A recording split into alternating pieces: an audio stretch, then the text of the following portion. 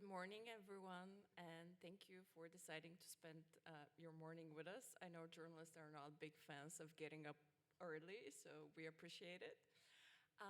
And today we're going to talk about some of the challenges journalists in Eastern Europe have been facing for years.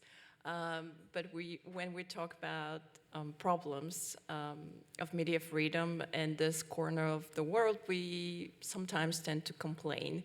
So the goal of this panel is also to focus a little bit on the solutions and what has been working for the past 30 years since the fall of the Iron Curtain. And recently, with Brexit, with the election of Trump in 2016, and now increasingly with the pandemic and the war in Ukraine, when our Western colleagues found themselves facing this wave of disinformation, etc., they were facing challenges that they're not used to, but many of the fellow reporters, editors, and journalists in Eastern Europe have been dealing with for decades. So yeah, we'll like to shine a light on some of the insights, the takeaways that maybe we can share with us and kind of learn from each other's experiences. And before I introduce our speakers today, just quick housekeeping. We're not allowed to have questions from the audience today because of the pandemic for safety reasons, but if you go to slido.com and you hopefully type the code that you will see in a minute on the screen. I can say it for you as well. It's 558985. You'll be able to ask your questions. I'll make sure to monitor the space, and we'll spend some time answering those questions towards the end of the session. So again, slido.com. Just type the press code that you see on the screen, and our speakers will get your questions. And I'm very happy that we have three very interesting speakers with us today. To my right is Christian Lupscher. He is the founder and editor of Decatur Revista. This is the first, as far as I know, the only narrative journalism magazine in Romania. And they've been telling untold stories for more than a decade now. And to my right, we have Arzu Gelbula. She's an Azerbaijani journalist and a columnist. She often covers in her work digital authoritarianization. That's her word, sorry. And she also deals with human rights issues, etc. She has been writing for foreign publications, including Al Jazeera, Coda, Open Democracy, etc. So I'm looking forward to hearing about her experience. And at the far end, we have Marius Dragomir, who is the director of the Center for Media Data and Society. Prior to that, he has been working for Open Society for a number of years. But basically, if you need to know about media capture and the challenges Eastern European journalists face, that's your guy, basically. He's the expert. Okay, we're gonna start with Christian. So could you paint the picture of what's the media environment in Romania and what were some of the problems Romanian journalists have been facing? Thank you, Boriana, and thank you all for being here. It's so great to see people in a room. I don't know about you. It's been, I've missed being around people, although I don't particularly enjoy being in big crowds, but thanks for using us as your morning cappuccino. I'll go through some of the stuff that I've learned. I did a bit of reporting, asking some of my colleagues what are our current challenges, but also what we do well. So I'll go through the challenges, some of the challenges first, and then my co-panelists will chime in. So there's 5 things that seem to be on our minds, and I talk to people in TV, radio, digital media. So these things came up. A lot. So number 1 on the list, and I don't think it's surprising for our part of the world, is an increasing pressure from authorities, and you see this more obviously in places like Hungary, but you see this in a slightly subtler way in places like Romania as well. And the state authorities have been growing bolder in the way they go after journalists. The number of lawsuits has increased, especially libel lawsuits or right to privacy ones. And we do win the great majority, so these are not cases that can stand on their own, but it's about using journalists' time, energy, and money to defend themselves, which burns through resources, burns through energy, and just sort of saps our will to do the job. And one journalist told me, there's no big censorship scandal, no big takeover, it's slow and painful death of media who don't make it. So that's one. The second I want to point out is we have gotten to the point where there's some outright threats. So just this week, just before coming here, a Romanian journalist who's been investigating plagiarism. We have thousands of fake doctors in Romania, a lot of them politicians or officials, and she's been doing this work for years. She was threatened to have photos of herself from her youth leaked on like porn websites. And the funny thing is that the photos seem to have been leaked by state officials themselves or investigators, which is just weird and scary. So moving from our clash with authorities, I have 3 that are more about, or 4 that are more about how we do the work. One is the danger that we try to please the little public that we have left, and I don't know if that's a problem where you come from. As Cătălin Tolontan, who's the subject of the journalism documentary Colectiv, if you've not seen it, see that one. He told me that we are trained to resist governments and companies, less to resist the people we write for. So what he's saying is that we've become a little scared to piss off the people that still care about our work, and that's been reinforced by a TV anchor who told me, I don't want you to like me, I want you to believe me, whether I tell you things you like or things you don't like. This also leads us to another point. Because we sometimes spend too much time preaching to the choir and talking to our bubbles, we don't spend enough time doing good listening to people that don't share necessarily the worldviews that we share as the bubble we come from as journalists. And you've heard a lot about listening and deep listening here in Perugia, and I think that's a key issue.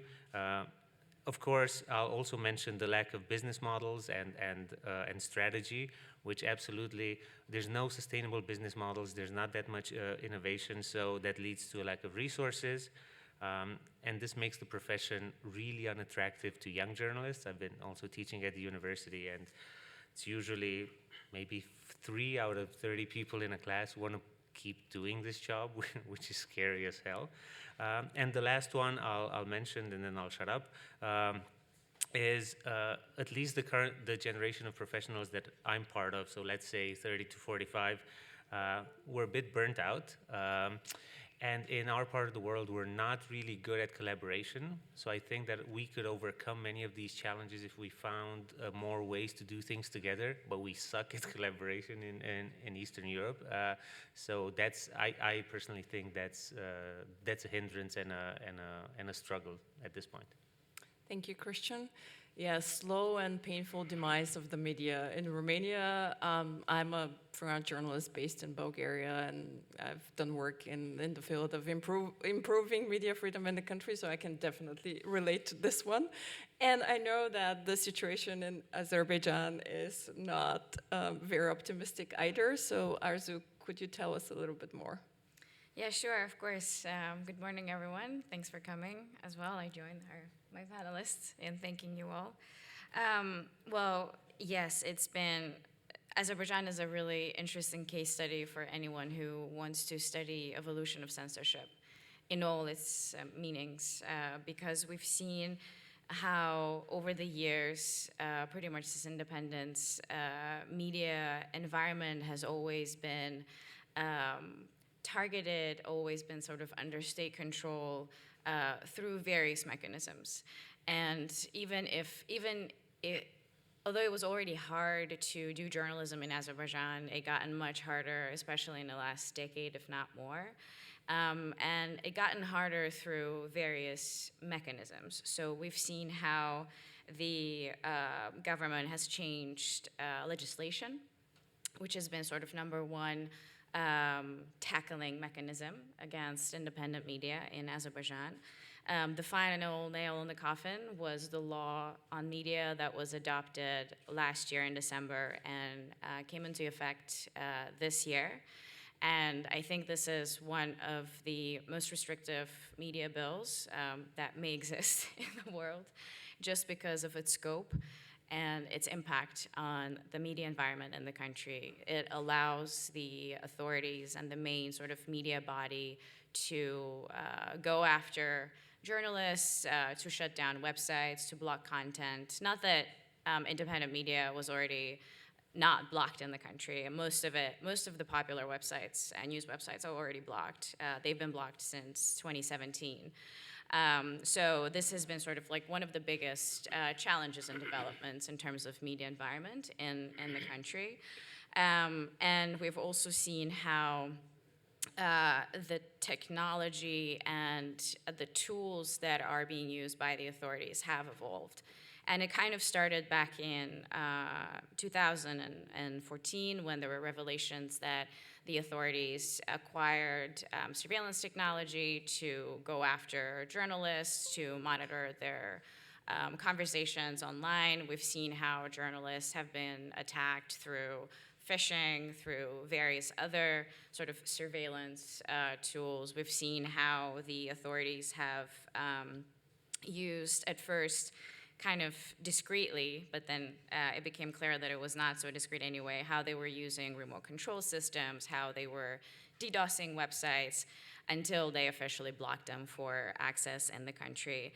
And we're also seeing how, in combination with the legal framework that exists in the country and the combination with all these different technology tools that the authorities are acquiring, they really kind of squeezing out the remaining independent voices in the country. And that goes to, to freelance journalists as well, who are kind of trying to work with outside platforms who are reporting and working with international media platforms.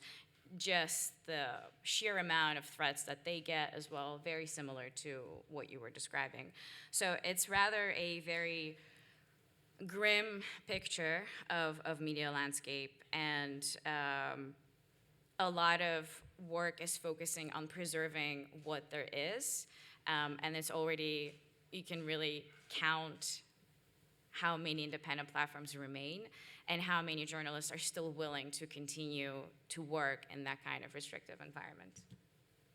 Indeed, it's a grim picture, and it's very sad that you can actually count the independent publications. And well, now I want to give the floor to Marius, who have studied these kind of media capture models throughout the region. And we used to talk about Hungary a lot, but unfortunately, these type of models are like common in the area. So please. Thank you, Boriana, and thank you indeed for being with us so early.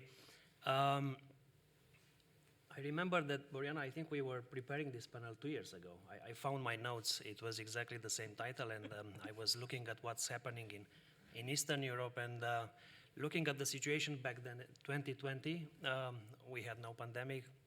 There was no war in Ukraine. But still back then I was thinking, wow, this is the extreme picture that we can actually bring to Perugia. Well, 2 years later, a pandemic later, another round of elections in Serbia and Hungary later, with the war in Ukraine ravaging the region and probably escalating very soon, I don't know what else can be grimmer than that. But just to refer to what is happening in the region, I think I want to mention three things. One is indeed the media capture, the spread of the media capture. And this is a model that we define as the situation where governments, along with a group of powerful businesses, take over four things. On the one hand, we have the regulation, the regulatory authorities. Second, the use of public funds to control the media. The third, control over the public media or state media. And the fourth, which is something that has reached extreme levels, is the control over the private media ownership. If you look at these four things across the region and in many other countries and measure and try to put these metrics on what's happening in the media, you kind of get a sense of what is happening with independent journalism. And this is the model that has been spreading very fast across the region, inspired, I guess, first by the Putin media system and then spreading to many countries. Of course, Hungary, as we called it, is the textbook case where we see all these elements put in practice. So if we look at the past years, I think this is the most relevant and the most important trend that we have noticed, and it speaks to the developments in Azerbaijan, Romania, Hungary, and some other countries. But what is the consequence of the spread of the media capture? And this is the second trend that I want to touch on. This has led to an extreme level of polarization in the journalistic field. You have, on the one hand, a very powerful, in fact, in many countries, a media system that is funded and supported by governments, that is dominated by propaganda narratives, and that is staffed by thousands of how they call themselves, journalists. And then, on the other hand, you have the independent sector that has been shrinking so rapidly across the region. You have very few players that are still doing independent journalism in many of these countries, some of them focused on investigative reporting, others trying to cover news, but very hardly finding the model and being able actually to find a business model within these systems where the governments are playing such a big role in funding the media. And so the question now would be, so what? What is we have seen that, we have seen the decline of independent journalism field. But what we have noticed as one of the main tendencies in the field, in the profession, is that this level of polarization, or where you have on the one hand propaganda, on the other hand a small independent media sector trying to do their job, is the emergence of a phenomenon in independent journalism field where you have journalists either becoming reactive or corrective. And nothing wrong with the two. I think on the one hand, if you look at many investigative journalism initiatives across the region, they do great reporting. They focus on corruption again and again. They publish again and again stories about the illegal deals of governments in Hungary and so on, which is an amazing job, but always it's a reaction. If you look at what donors are doing, they are looking to support such media outlets because they are doing a great job.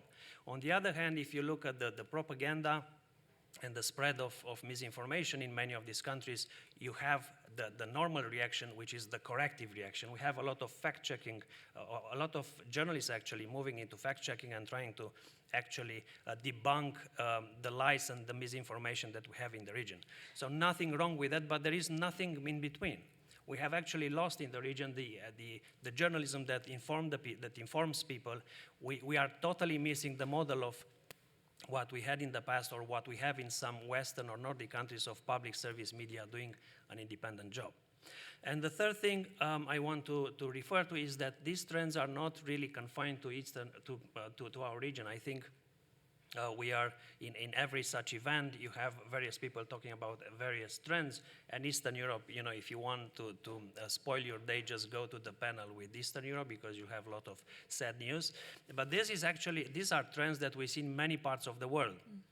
Of course, not everywhere, but you see the spread of these models in many other countries. And here, I just want to refer to a study we conducted and released last year about state media in the world.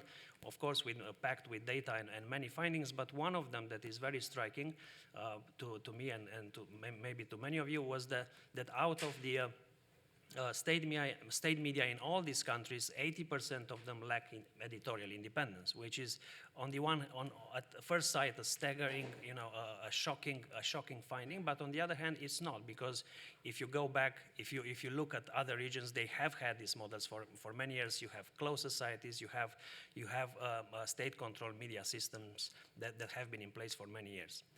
I leave it there. Maybe later talking about what you can do about all that. Thank you, Marius. Yeah, unfortunately, we haven't seen very good news coming out from the region when it comes to media freedom.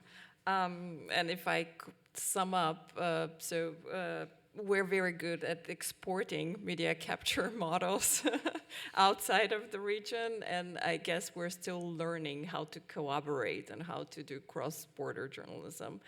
But as each of you actually pointed, there are a handful of vibrant and independent publications, and actually Christian is the founder and editor-in-chief of one of them. So probably when you created Decatur Revista, you've heard a lot that you wouldn't be able to make it, that narrative journalism is a new genre for the region and nobody will read your magazine. But 13 years later, you're still here and thriving. So maybe could you tell us some insights of how you managed to build an independent narrative publication in a hostile media environment? I still feel the need to say this every time I talk about doing journalism in Romania. We do feel that model Marius was talking about slowly creeping towards Romania, and I think someone is going to try to do it and sort of tackle all those 4 points. We are not there yet. I think we are among the luckier ones, and I think there's some colleagues of mine in this room too. We do feel some of this pressure, but we still have freedoms that other journalists in other countries don't have. We're just more, doomy and gloomy because the profession is hard. So I think what we've done with DOOR over the past 13 years is try to exploit the fact that we can do things. So the regulations aren't yet there to stop us. The state has not pulled all the levers it has pulled in other countries. So for us, the main driver has been, let's use the fact that we can do things. And I'm glad that Marius mentioned that there's a lot of reactive and corrective journalism, because part of the reason that we decided to do a publication that was focused on long-form storytelling and narrative journalism, which are not very common in our part of the world, is because we thought there's enough reactive and corrective journalism being done, and there's colleagues who work very hard to do news, to do investigations, to do fact-checking, and we wanted to sort of open the space and spend some time to talk about the things that touch Romanians' ordinary lives, but they don't necessarily become news. And I think what independent media in Romania has done over the past decade, and that space has grown tremendously. When we started, there was almost nothing there, and now I have no problem saying this. I think the best journalism in Romania comes only out of independent media.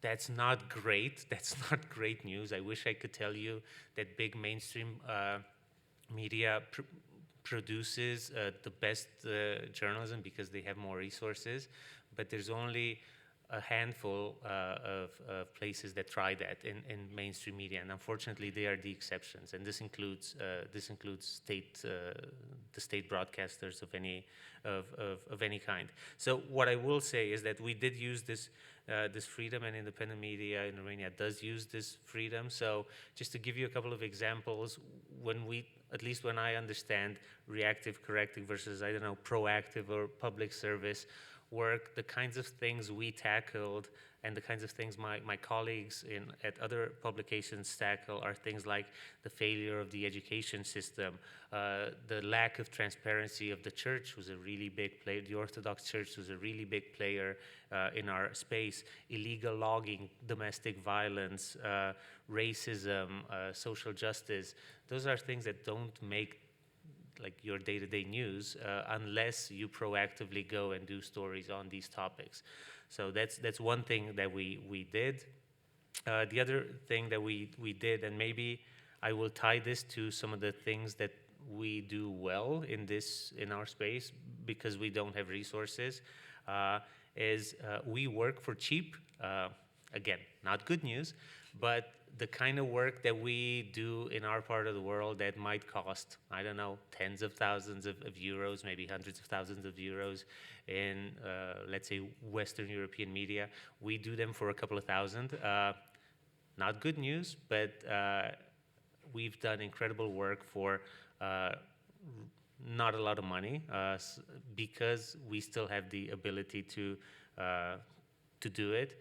That also means that in a place that has a scarcity of resources, there's more desire to learn and try new things. So we come to conferences like this and we're like, that is a cool project that the Guardian or Die Zeit or whatever is doing. Let's try it in our 5-people newsroom. And I think that something will come out of this. So I think many of us were really willing to experiment. Just in terms of because I know this from our experience at DOR, we've also done this when it comes to our business models. Not a lot of journalists, at least in Romania, are very interested in actually building a business model, and it makes sense because most of us that started in independent media are former reporters or editors or writers, whatever. We don't want to run a newsroom. I sort of tackle that aspect of it as well. And the fact that we sort of put an emphasis on being first movers in many spaces has allowed us to also build a business model around this and sort of stay afloat. So we sold a print magazine at first. Then we said, okay, this is never going to make us money.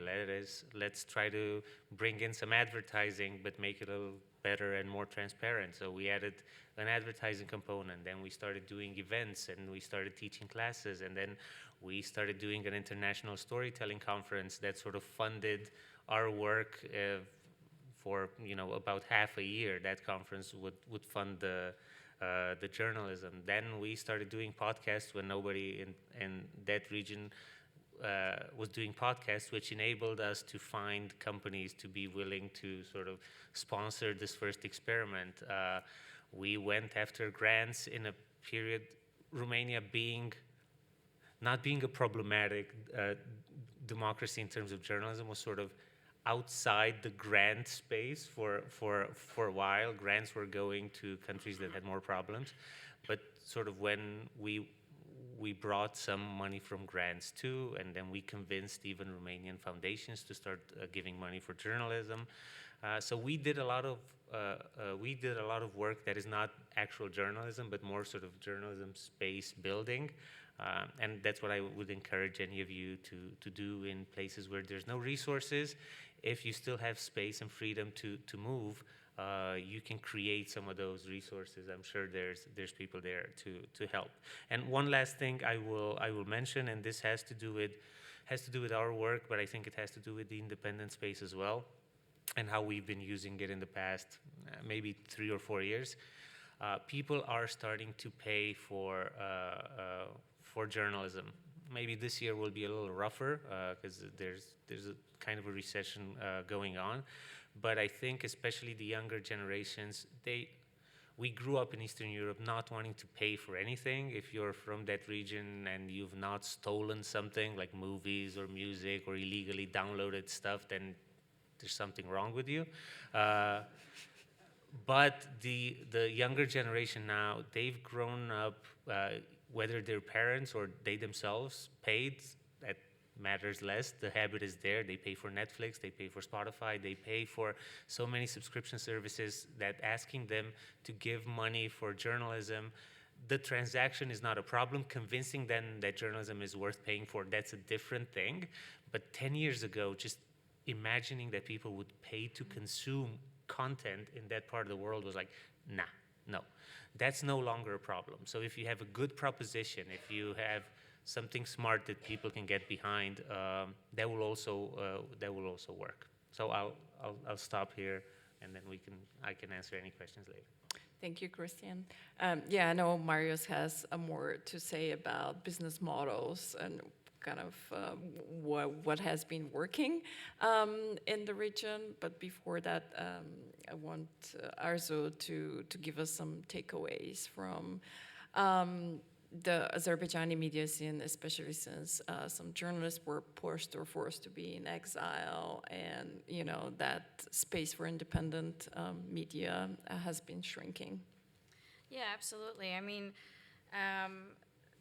unfortunately, there are not that many great examples to share, but at the time when the term exiled media wasn't such a popular term, I think Azerbaijan was already kind of a forerunner in bringing out examples of exiled media, because when the crackdown began in the country, or as it intensified after 2014 or 2015, we started seeing this exodus of journalists and media platforms and newsrooms relocating to other countries to continue their work. And I think right now, some of the most popular news platforms in Azerbaijan exist from abroad, and they've set up a mechanism that works by some miracle, because they still have people on the ground reporting for them, gathering stories for them. But it also is working out because people have developed trust with these platforms, because they know that when they turn on television, all they see is government propaganda. It's channels or newsrooms that are owned by businessmen affiliated with the government. It's a lip service to the government. So they know that they're not going to get sort of any independent information from traditional media, and television still remains like one of the most popular news gathering outlets. And it's the same with existing online news websites. And we have state news agencies, we have online news that are very much close to certain government officials, and so they have like a very specific line. And so when you look at what exiled independent or opposition media gives you, it's very different picture. It's very different stories. They talk about economic problems, which is something that you never see on television or in traditional news, or the ones that exist in the country. They talk about political issues. They talk about investigations. They do talk a lot about corruption in the country. And so this has created incentive for the exiled media to keep going, because it's really hard to keep your audience informed when you work from abroad. It's harder when you know that your folks who are on the ground, your journalists on the ground, get targeted. We had one media outlet whose journalists were on a travel ban for years. They couldn't even leave Azerbaijan because of an ongoing investigation. Or we have newsrooms that are functioning from exile whose journalists have been intimidated. They've been put in jail. They've been threatened. Their family members have been threatened. We've had cases of sort of these opposition YouTube channels. The editors of those channels, their family members have been targeted. At some point, we had one activist whose 17 members of the family were questioned, including, I don't know, a 2-year-old niece or nephew, part of that group. So this is a type of intimidation mechanism that exists in place, and yet this phenomenon of exiled media continues, and they keep reporting and doing what they can. And we're also seeing a trend in creativity. Like, we've had several smaller initiatives that started back 5-6 years ago, and now they are really kind of revamping themselves. They're building better content, they're building better websites. And just last week, I was on a call with one of the news platforms, with one of the editors. They're like trying to pitch this new project to funders. And as I heard what they were getting paid for the amount and the quality of content that they were producing, I was sitting there, I was like, wow, this is incredible. And then I had a follow-up call with the organization that was considering funding them, and they were like, this is amazing, the work that they're doing for such a small budget, which, it's like, yeah, it's not good news. It's not how it should be. But I think that's also kind of tells you the story of this drive, to continue doing journalism despite the challenges, and coming up with creative ways of keeping your audience informed. And also very adaptive, when news websites get blocked, what do? Your immediate response is, okay, so I need to find a way to mirror the website, I need to find a solution. So that becomes part of your existence as a news outlet. And then you say, okay, so if the website is blocked and there's no way it will be unblocked in the near future, let's see how I can get access or carry the message. And social media platforms come into play. I mean, we've seen how in recent years, Facebook has been one of the most important mediums to communicate with your audience. A lot of these independent, exiled, and opposition news platforms have been utilizing specifically Facebook, because it's still one of the most popular social media platforms in the country, to share stories, to gather stories, to communicate with the audience. And it's interesting, like being here and hearing conversations about Meta and its presence in this world and the role it plays in these days, especially in newsrooms.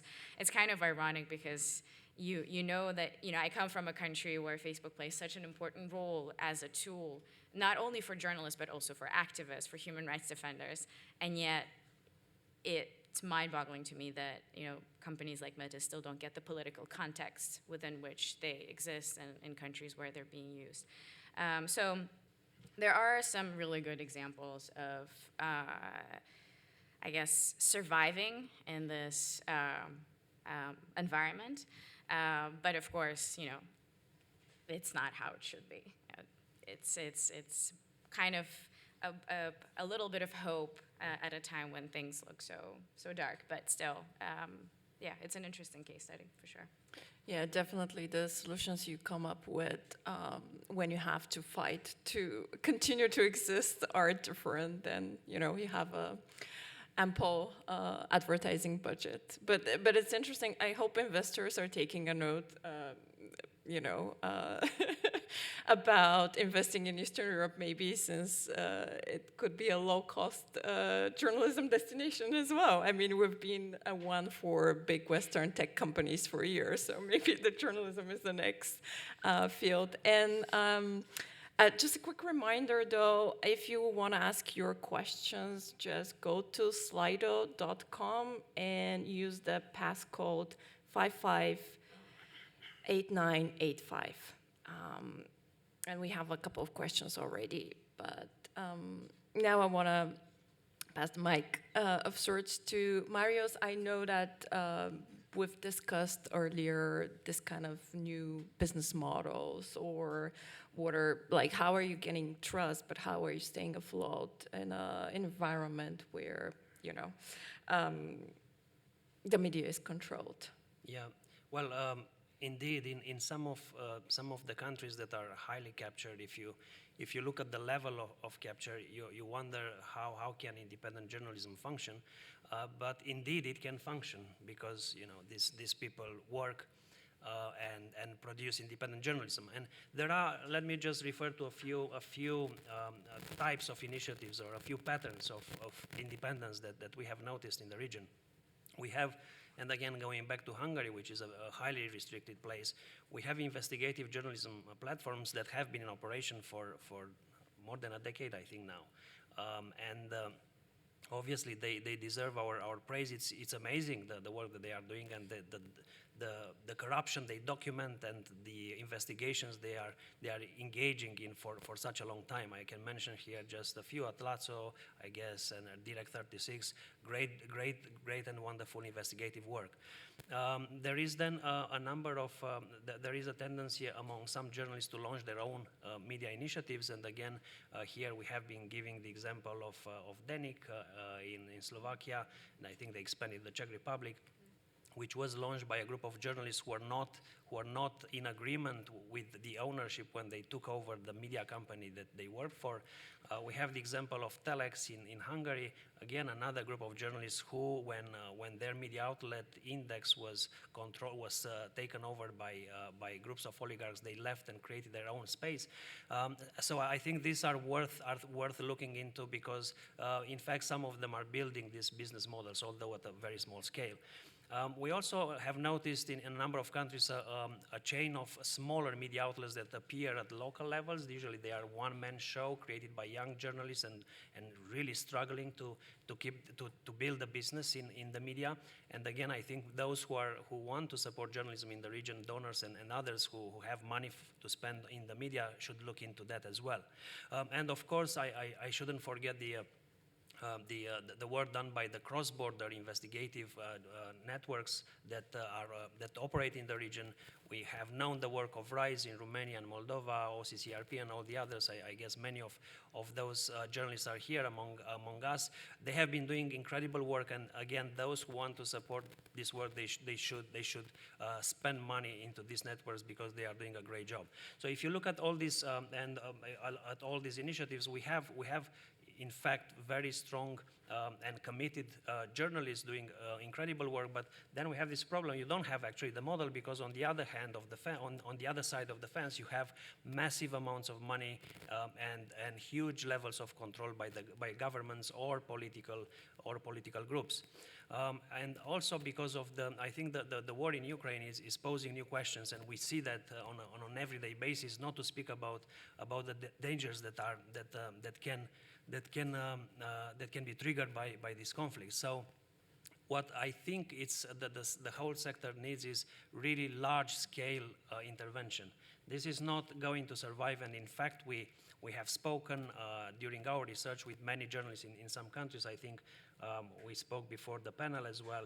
Among ourselves, many journalists are quitting, in fact, because it's becoming sometimes it's becoming impossible actually to do your job, and simply you quit your job and sometimes the country. So I think three things have to be discussed. One is large-scale intervention, I think, and here I want to really praise an initiative from the Media Development Investment Fund that created Pluralis, a fund that is focused specifically at captured media or media outlets that are vulnerable to capture. This is the first such initiative of a large-scale initiative. I think more people who have funding to spend in the journalism field should look into such models, and there are some other fund models. The second thing that I want to say, I think that there should be more engagement, and this should come from the journalistic field with private businesses. We have spoken with many of them in some of these countries, and they also operate in this captured environment. In fact, some of them told us in countries like Serbia or some other Balkan countries or Hungary that in fact they would love to support journalism. They actually do not like the environment, the business environment in which they operate, because they are under the pressure of the oligarchic structures, but they are really afraid to spend even advertising money in independent media, because they are afraid of the consequences and the reaction of the government. So I think that is something that should be on our agenda and try to think about ways to engage and re-engage with these businesses. And finally, the third focus that we should keep in mind is trying to protect the spaces that are still independent. And here I'm talking especially about the internet, because as we have seen in recent years, the debates that are taking place at other levels are being followed by governments that are slowly trying to move into that area, trying to regulate the internet, trying to close those spaces, which would be probably, as you said, really that would be the last nail in the coffin. So I think we have to really look into these issues. Unfortunately, we need a war for some of the donors to actually wake up. We see these days a lot of attention coming into the region, especially from US donors, and I really hope that would lead to more concerted and more cohesive and more and larger scale initiatives to support journalism. And just to add quickly that Marius is being a bit humble, and to me that's why it's important to have those conversations and to discuss this sorts of problems, because again, they might look local for Eastern Europe, but now we see them, especially with the war in Ukraine, more and more Russian journalists will probably face similar struggles. But my point is that actually the Polaris Fund was inspired by a report that he conducted several years ago. And again, that's why it's important to, to exchange experiences and to talk about those problems. We actually have some questions coming in. So for Christian, actually, the question is, why do you think that Eastern European journalists are so bad at collaborating, and what can we do to foster more collaboration? Thank you for that. This is a personal take, and I think for me, I think a lot of our difficulties in collaboration have to do with the fact that we sort of learned how to do this work on the job. The sort of the culture of the profession is not as strong as it is in places that have been doing it in a certain way for, I don't know, 30, 40, 50 years.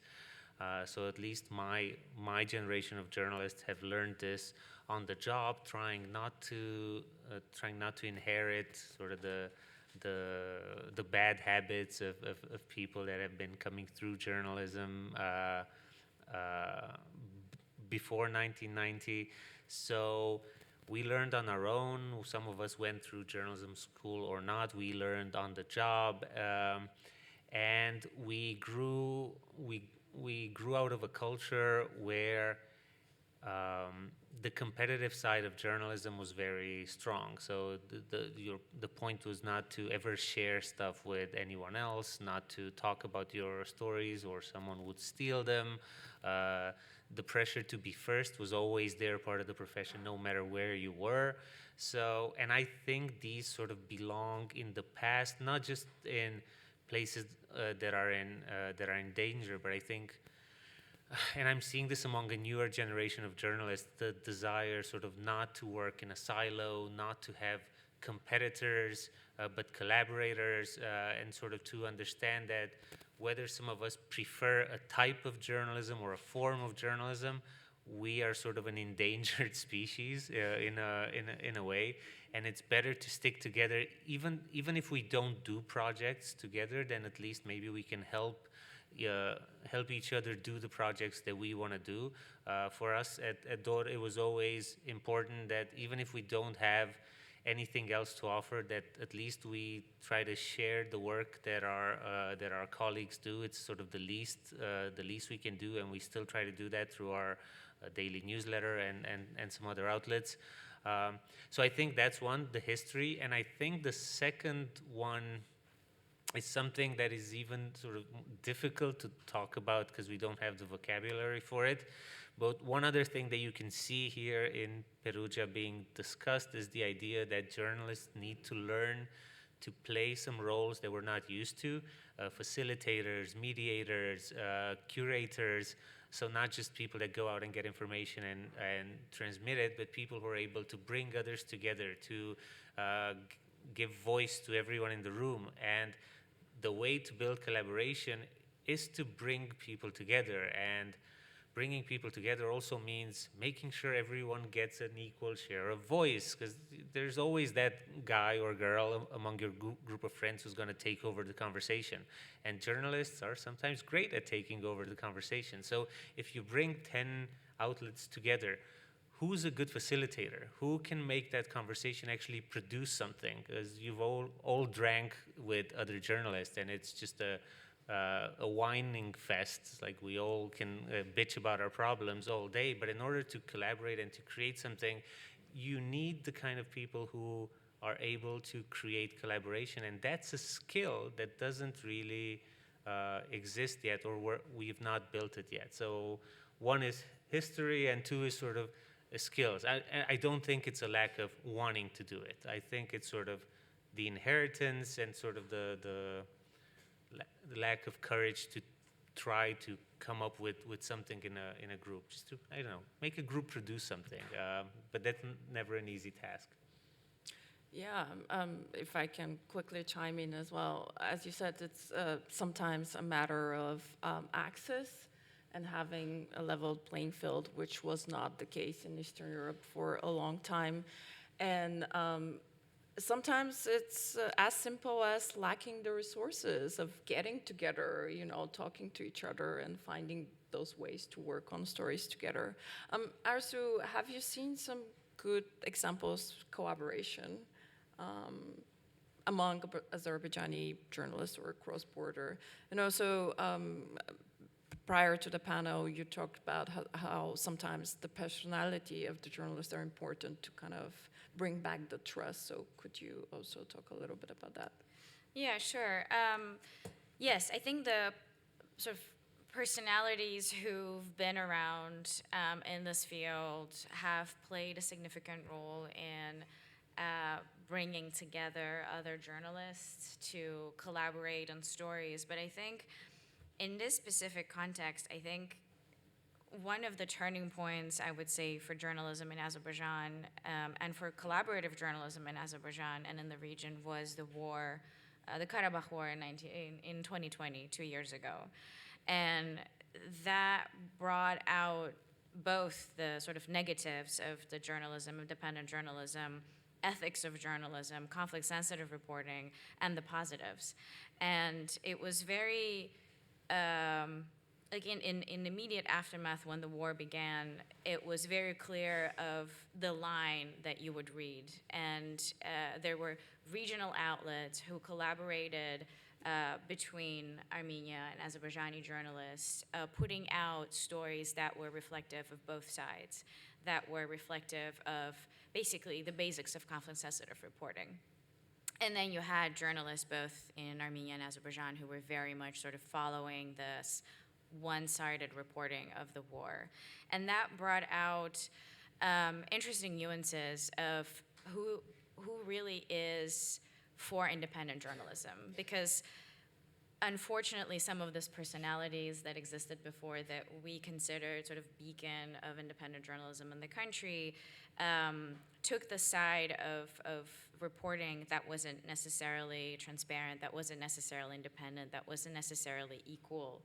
And that was one of the sort of side effects or maybe negative developments during the war and in the aftermath as well, because that damages your reputation extensively, right? If you've been known for being a fantastic reporter and suddenly you take the line of the government and become sort of very aggressive in the way you cover the war, that really damages not only your reputation, but also the people and the journalists around you who've been working with you for years and collaborating with you for years.